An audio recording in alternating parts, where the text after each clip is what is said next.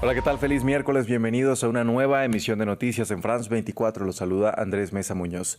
Vamos con los titulares. Como difíciles calificaron Rusia y Ucrania las conversaciones trilaterales sostenidas durante 2 días en Suiza. Moscú agregó que también fueron prácticas y Kiev dijo que se lograron avances. Desde ya se informó que se llevarían a cabo más reuniones, aunque no se precisó fecha ni lugar. Millones de musulmanes comienzan en casi todo el mundo el mes sagrado del Ramadán. En Turquía, esta fecha llega marcada por un impacto significativo de la alta inflación, sobre todo en los precios de los alimentos. Ampliamos con nuestro corresponsal en terreno. El Congreso de Perú escogerá hoy un nuevo presidente que será el 9º en 10 años, un día después de la destitución de José Gerí. El nuevo mandatario asumirá de manera interina hasta julio, cuando asuma el ganador de las elecciones que tendrán su primera vuelta el próximo 12 de abril. Con nuestro invitado del día echamos un vistazo a las relaciones entre Francia e India a propósito de la visita del presidente francés Emmanuel Macron al gigante de Sudasia, con lo que ambos buscan también una cooperación más estrecha. Todo ello en medio de los cambios en las alineaciones geopolíticas actuales. ¿Cómo se ha transformado esta relación en los últimos años y cuál es la prioridad de ambos? Lo vemos en minutos. Empezamos.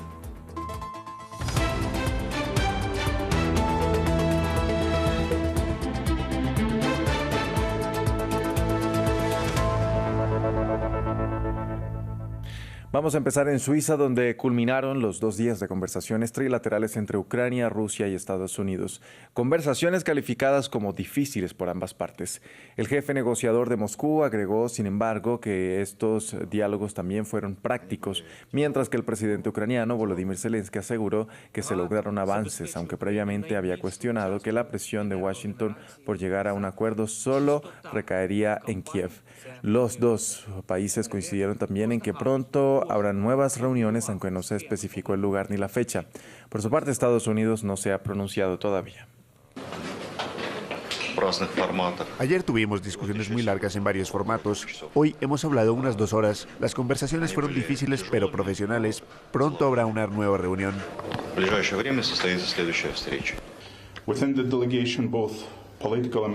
Dentro de las delegaciones se involucraron tanto en vías políticas como militares. Se discutieron los parámetros de seguridad y los mecanismos para implementar posibles decisiones. Hay avances, pero no se pueden revelar detalles en esta fase. El siguiente paso es alcanzar el nivel de consenso necesario para someter las decisiones desarrolladas a la consideración de los presidentes. Pasamos ahora a Polonia. El obispo de la Catedral de Turnao se declaró inocente del juicio en su contra por cargos de encubrimiento de pederastia. Se trata del primer integrante de la jerarquía de la Iglesia polaca en un país profundamente católico que enfrenta cargos penales por no informar a las autoridades sobre sus abusos cometidos por parte de los sacerdotes de su diócesis. La fiscalía señala que el obispo tenía conocimiento de 2 casos de sacerdotes que abusaron de monaguillos menores de edad. Uno de ellos habría abusado de 95 niños y otros 77 habrían sido víctimas de otros delitos sexuales. De allí pasamos a Francia. El viceministro de Transición Ecológica llegó hasta una población del país para supervisar las afectaciones de las intensas lluvias de los últimos días. Este es uno de los 4 departamentos que se encuentra en alerta roja por las inundaciones. A bordo de pequeñas embarcaciones y acompañado de autoridades locales, el alto funcionario recorrió las calles hoy convertidas en ríos y reconoció que la situación va a durar mucho tiempo, ya que el agua va a retroceder muy lentamente. Pasamos ahora a Medio Oriente, porque los países musulmanes empiezan entre el miércoles y el jueves el Ramadán, el mes sagrado del Islam. Este mes es el tiempo de comidas y reuniones familiares y también de alza de precios. Por ello vamos a Turquía, país que en la actualidad vive una enorme crisis inflacionaria. Allí conectamos con nuestro corresponsal en Estambul, Adrián Rocha. Adrián, ¿qué tal? Muy buenas tardes. Cuéntenos, o recuentos independientes sitúan a la inflación en un 60% en Turquía. ¿Se espera una afectación por culpa del inicio del Ramadán? Buenos días, Andrés. Pues efectivamente, sobre todo teniendo en cuenta que tradicionalmente en Turquía la inflación se ve muy afectada por dos hechos que ocurren cada año. Uno es, evidentemente, el inicio de fin de año y la llegada a un año nuevo, que muchos precios son ajustados en esas fechas, y sobre todo es el inicio de las fiestas del Ramadán, que es cuando supermercados y grandes almacenes y tiendas multiplican sus precios para precisamente suplir esta gran alza de la demanda, sobre todo en casas y familias que empiezan a celebrar sus comidas y cenas familiares tanto de madrugada como de noche para romper el día del ayuno. Para intentar evitar esta subida de precios, el gobierno del presidente turco Recep Tayyip Erdogan ha ordenado batidas de policías y agentes de seguridad en supermercados del país. Sin embargo, los expertos aseguran que estas batidas, que buscan intentar limitar el alza de precios por parte de comerciantes y grandes almacenes, están solo rascar la superficie de un problema, la inflación en Turquía, que va muchísimo más allá. Ahora mismo, según recuentos independientes, como comentabas, la inflación en Turquía se sitúa en torno al 60% interanual, 30% según estadísticas del gobierno, muy cuestionadas sobre todo en los últimos años. Recordemos que hace un par o tres de años Turquía competía con Argentina y Venezuela en esos rankings mundiales de inflación y llegó a tener incluso el país anatolio inflaciones de cerca del 140%.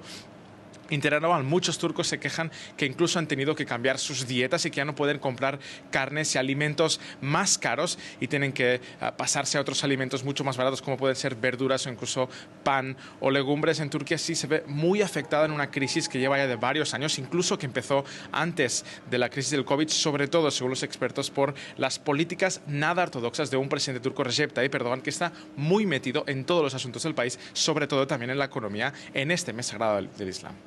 Ahora, Adrián, ¿cómo se vive el inicio del mes sagrado del Ramadán en otros países de la región?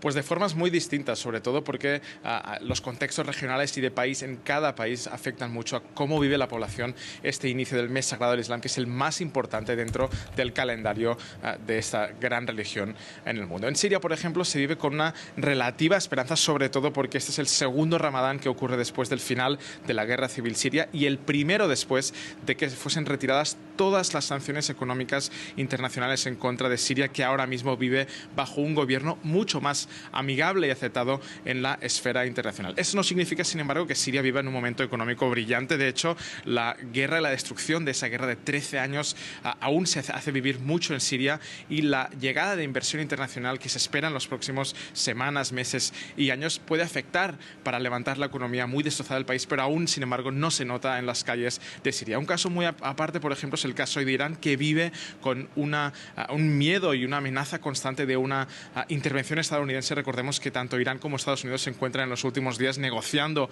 un acuerdo nuclear que tiene que evitar esta posible guerra que puede empezar en las próximas semanas o días entre Irán y los Estados Unidos. De hecho, Estados Unidos, mientras ocurren estas negociaciones, ha mandado un segundo portaaviones hacia las costas de Irán, y de hecho se prevé que cada día que pasa y no se consigue un acuerdo, la amenaza y la posibilidad de un acuerdo, de una intervención estadounidense, sube y aumenta, sobre todo teniendo en cuenta que las posiciones entre Irán y Estados Unidos siguen muy dispares en la mesa de negociaciones.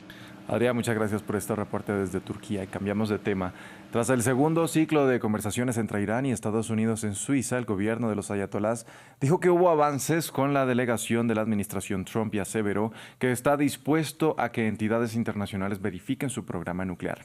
Este miércoles, no obstante, el secretario de Energía estadounidense afirmó que Washington detendrá las ambiciones nucleares iraníes de uno u otro modo. Veamos el informe.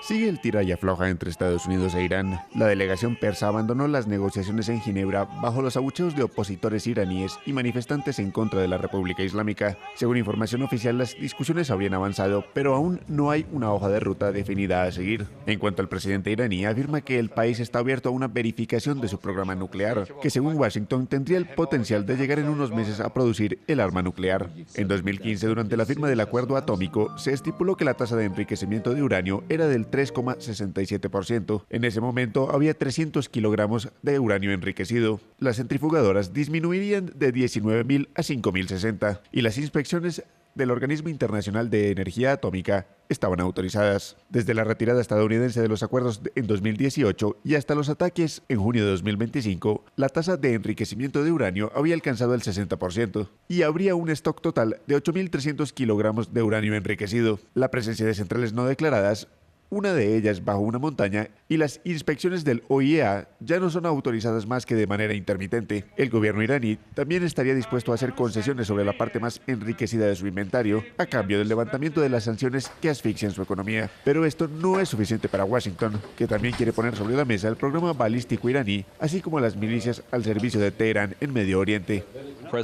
El presidente ha establecido ciertos límites que los iraníes aún no están listos para reconocer y respetar. Ambas delegaciones se encuentran negociando realizar un tercer ciclo de conversaciones. El Congreso de Perú se alista hoy para escoger a su nuevo presidente, un día después de la destitución de José Gerí, contra quien pesaban 7 mociones de censura. Son 4 los candidatos entre quienes saldrá el nuevo jefe de Estado, que asumirá de manera interina el cargo hasta que se elija al nuevo presidente en las elecciones programadas para el próximo 12 de abril. El escogido este miércoles se convertirá así en el 9º mandatario de Perú en los últimos 10 años, algo que para muchos especialistas es calificado como un récord dentro de la región. En el siguiente informe daremos una mirada al origen de la crisis de la 6ª economía de América Latina. Una frase que sin pensarlo marcaría el destino de una nación por los próximos años. Pienso que lo mejor para el país es que yo renuncie a la presidencia de la República. Así se despedía en 2018 Pedro Pablo Kuczynski de la presidencia luego de destaparse el escándalo de corrupción que lo relacionaba con la constructora brasileña Odebrecht. Su sucesor en el cargo fue Martín Vizcarra, vicepresidente de la nación y al momento del escándalo embajador de Perú en Canadá. Su mandato comenzó fuerte e intentó impulsar una reforma constitucional, pero sus iniciativas no prosperaron en el Congreso, a pesar de haber llevado adelante una disolución del Parlamento y nuevas elecciones legislativas. Fue destituido en noviembre de 2020 por incapacidad moral permanente. Manuel Merino asumió como presidente del país tras la salida de Vizcarra. Juro por Dios, por la patria y por todos los peruanos que ejerceré fielmente el cargo de presidente de la República. Pero fuertes protestas que terminaron con la vida de 2 jóvenes provocaron su renuncia a tan solo 6 días de haber asumido el poder. Francisco Sagasti estuvo en el cargo por 8 meses, suficientes para guiar al país a las elecciones generales del año 2021, las cuales fueron ganadas por Pedro Castillo, quien superó a Keiko Fujimori. Castillo, docente y sindicalista, tan solo completó 17 meses en el poder. Acabó destituido en diciembre de 2022 por intentar disolver el Congreso y gobernar por decreto. Disolver temporalmente el Congreso de la República e instaurar un gobierno de emergencia excepcional. Su sucesora fue Dina Boluarte, la primera mujer que asumió la presidencia de Perú. Su mandato duró 34 meses y comenzó con fuertes protestas. Durante su gestión intentó atraer inversiones extranjeras y afrontó la crisis con varias naciones latinoamericanas que pedían la vuelta de Castillo al poder. Sigue siendo Pedro Castillo el presidente. En octubre de 2025, el Congreso ordenó su salida tras una nueva vacancia, esta vez por considerarla incapaz de contener la crisis de inseguridad y dando paso al mandato de José Gerí. A pesar de la crisis política, la economía peruana se ha mantenido estable en sus principales datos macroeconómicos, los cuales se esperan mantener hasta las elecciones del venidero 12 de abril. Continuamos en Sudán del Sur, donde los desplazados padecen las consecuencias de los nuevos conflictos internos que enfrentan al ejército y a las fuerzas de la oposición. Naciones Unidas afirma que desde diciembre de 2025, la guerra ha desplazado a unas 280,000 personas, más de la mitad de ellos niños, quienes señalan que hoy no hay comida en sus campamentos. Sudán del Sur, el incipiente país que obtuvo su independencia en 2011, se sumió rápidamente en una guerra civil que ha fluctuado entre 2018 y 2025, pero humanitariamente los civiles relatan que los servicios públicos son ineficientes para atender las necesidades básicas. La gente tiene hambre y también sufre enfermedades, así que lo que nos afecta en general es la falta de comida y la falta de hospital. El gobierno nos visitó aquí y no ha traído nada. Muchas personas vulnerables están muriendo de hambre. En Japón, Sanae Takaichi fue confirmada como primera ministra 10 días después de las elecciones parlamentarias en las que su partido obtuvo una extensa mayoría. Se espera que todos los integrantes de su gabinete permanezcan en sus cargos y que la mandataria continúe impulsando su agenda, que incluye el aumento del poder militar, un mayor gasto gubernamental, así como el fortalecimiento de políticas sociales conservadoras. Vamos con nuestra invitada del día. Avanza la visita de Emmanuel Macron en India, un viaje destinado a profundizar los lazos económicos y estratégicos entre ambas potencias, pero que va más allá de la diplomacia tradicional. Temas como defensa, tecnología y geopolítica marcan el encuentro con el primer ministro Narendra Modi en un contexto de constantes cambios del orden internacional actual. Es nuestro tema de análisis y por ello saludamos a esta hora a Waya Kiviyej, profesora de Gobernanza Global de la Escuela de Política, Economía y de Asuntos Globales de la Universidad IE y directora ejecutiva de la Iniciativa sobre Relaciones Transatlánticas. Waya, bienvenida a France 24. Buenos días. Buenos días y muchas gracias por la invitación. Waya, esta es la cuarta visita de Macron a India desde 2008, después de que asumió el cargo. ¿Qué dice esto sobre la importancia que tiene este país para el mandatario galo? Pues esto es una es una relación muy importante para Francia, pero desde antes de Macron. Muchísimos presidentes en la Quinta República han tenido lazos estrechos con la India, empezando con Mitterrand y Chirac. Entonces esto es una continuación y una consolidación de lo que dicen una relación privilegiada entre ambos países. Una relación que recientemente también asumió un rol de asociación estratégica global especial. Así fue elevada esta relación. ¿Qué significa esto, Waya? Pues para Francia yo creo que primero eso entra en el marco de lo que llaman autonomía estratégica. Y yo creo que la India también comparte esta visión de autonomía estratégica. Y por eso yo creo que ambos países son socios que tienen muchísimo en común. Macron hace mucho que habla de autonomía estratégica para alejarse de la dependencia de Estados Unidos. Y en el caso de la India sería autonomía estratégica para alejarse de la dependencia de Estados Unidos y de China. Entonces, es ahí donde los discursos de ambos países concuerdan. Precisamente, ¿cómo encaja esta relación en medio de la competencia global de países como China y Estados Unidos, por ejemplo? Pues la verdad es que lo que estamos viendo, especialmente desde la vuelta de Trump en su segundo mandato, es una fragmentación del orden internacional y en un mundo multipolar. Así que lo que estamos viendo es muchos países y muchas potencias. En este caso, la India y Francia están intentando plantearse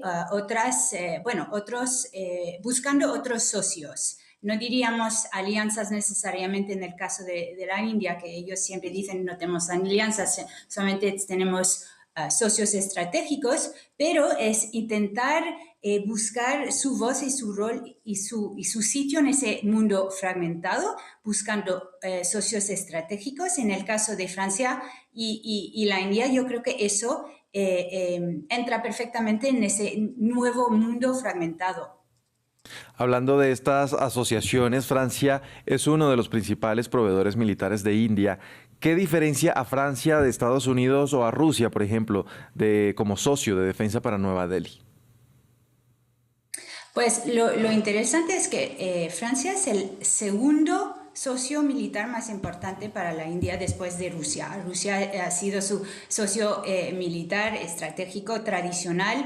El 60% del armamento indio tiene origen ruso y el 36% de sus importaciones militares son de Rusia, pero en segundo puesto viene Francia. Y eso para Francia es una oportunidad increíble de vender sus armas, que son muy potentes, y en el caso de lo que, me imagino que me vais a mencionar, el acuerdo que se anunció la semana pasada de la venta o de la compra, más bien, de la India a Francia de 114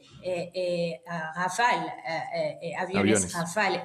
Entonces, esto para Francia es una oportunidad enorme. Sería, si llega a hacerse, todo indica que sí, la venta de estos 114 aviones sería para Dassault el tratado, bueno, la venta histórica más importante de esta empresa, de la historia de esta empresa, por un valor de 30.000 millones de euros. Entonces, en ese contexto, vemos cómo Francia se está posicionando como el segundo socio militar más importante de la India, y estamos viendo también cómo la India ha decidido comprar estos aviones a Francia y no a Estados Unidos, es decir, que están comprando el Rafale en lugar del F-35. Y eso lo hacen porque Rafale acepta que una parte de estos aviones se produzcan en la India, mientras que Estados Unidos no lo aceptaría, y además Estados Unidos decide para qué uso necesitan estos aviones, mientras que Rafale, Dassault no pone estas condiciones. Así que lo que estamos viendo también, que eso entra en la autonomía estratégica de la India, que ellos no quieren depender de Estados Unidos y quieren comprar aviones que ellos pueden usar para lo que quieran. Guaya, dejando de lado el tema militar y pasando ya al ámbito diplomático, se ve a India como la amiga de todos y la rival de nadie. De hecho, se ha mediado o ofrecido para mediar en varios conflictos internacionales. ¿Qué tanto le conviene esto a Francia? ¿Le afecta de alguna manera? Pues eso es un poco delicado para Francia. Por ejemplo, vamos a ver si tocan temas sensibles en esta visita de Macron de 3 días en la India. Ahora, el objetivo principal de Francia es obviamente comercial, pero también diplomático. Francia lo que quiere es posicionarse como, socio importante en el Indo-Pacífico. No hay que olvidar que Francia es una potencia residente en el Indo-Pacífico. Yo creo que mucha gente se olvida o quizás no lo sabe, que Francia tiene casi 2 millones de residentes, 1.600.000 residentes franceses en el Pacífico, tienen bases militares, tienen efectivos militares, 8.000, en varias islas, en La Réunion, Mayotte, Nueva Caledonia, la Polinesia francesa. Entonces, para Francia es muy importante tener un socio estable en esta región. Entonces, la India sería un socio muy lógico para Francia.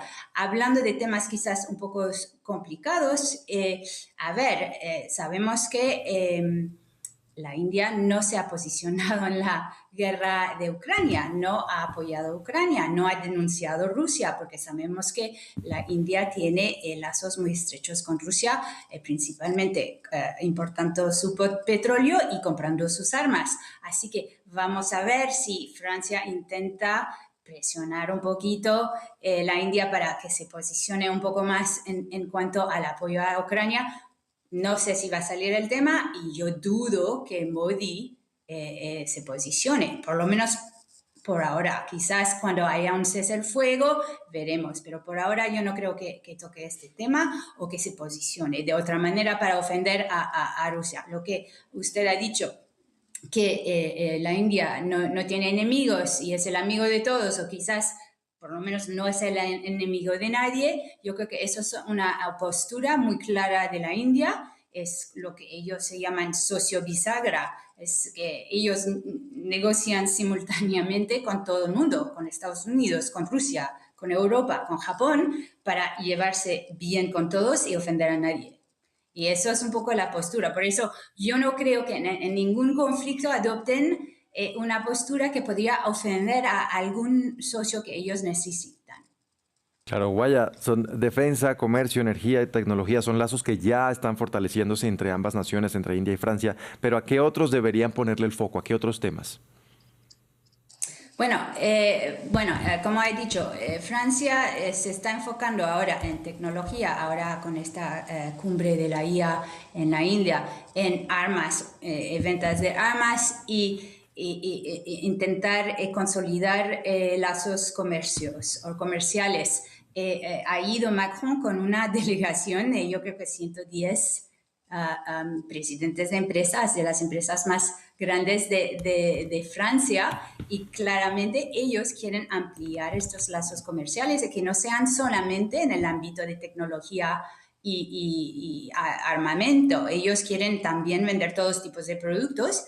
Yo creo que eso es quizás la parte un poco más débil porque con mucho potencial de crecimiento.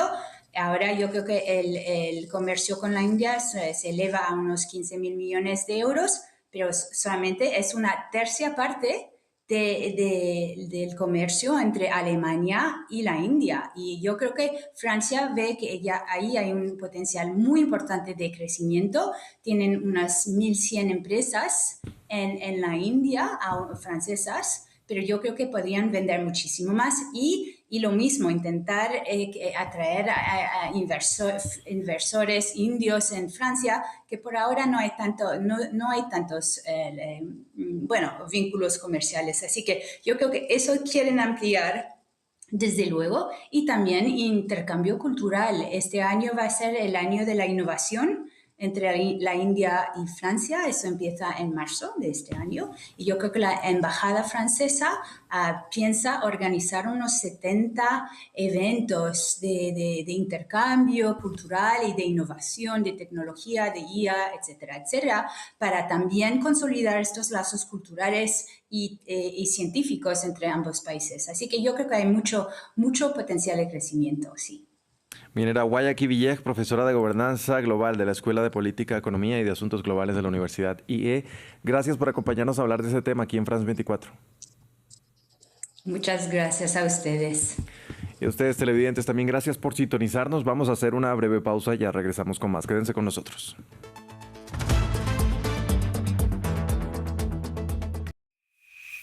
Para estar al día con la actualidad, únase al WhatsApp de France 24. Infórmese en tiempo real, en cualquier momento. La actualidad del día ya está disponible para los miles de seguidores del canal de WhatsApp de France 24 en español. Desde cualquier lugar del mundo, manténgase al día desde su celular con el WhatsApp de France 24.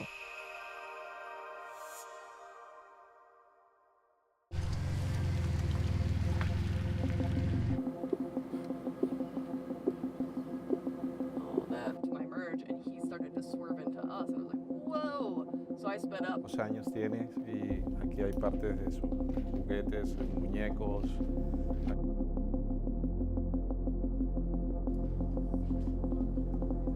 No hemos hecho nada, o sea, no hemos violado nada de toda nuestra información, de todo lo que...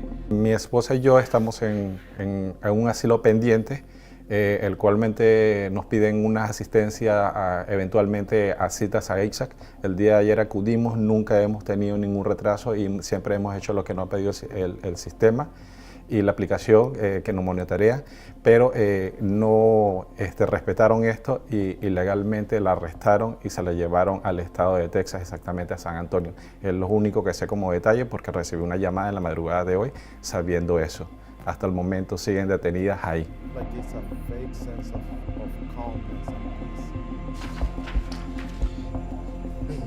Delegation of parental authority, this wasn't meant for immigration purposes, but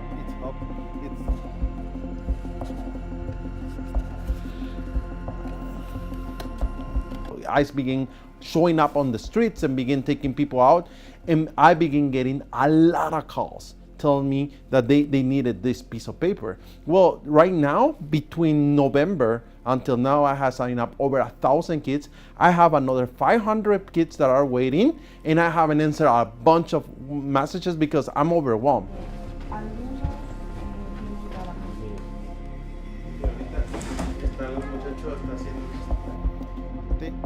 ¿Te cancelaron tu permiso o todavía no? Firmo este papel porque quiero que mi hija, si por A o B nos coge la migración, quiero que ella esté tranquilo, que no sienta un susto, porque a esta persona que yo voy a dejar es una persona de confianza, que yo sé que ella sí lo va a estar en manos de ella muy bien.